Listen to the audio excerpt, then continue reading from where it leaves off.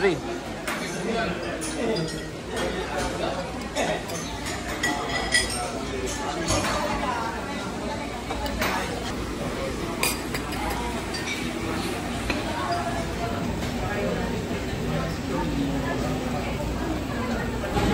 Guys, subog muna tayo, dinner.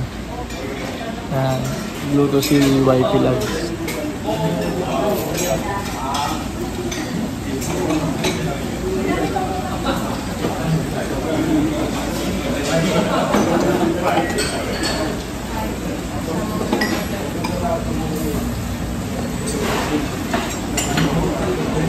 Yummy, healthy foods.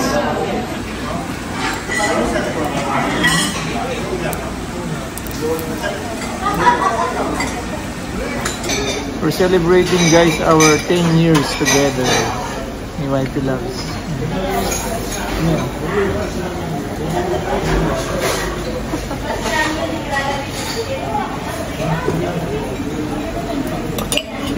Yan, guys, healthy food tayo muna ngayon. Bawal na tayo sa mga masyadong makolesterol na food. Bawal na tayo sa mga beef, mga pork, saka mga kolesterol na pagkain. Kaya ito na lang muna kami.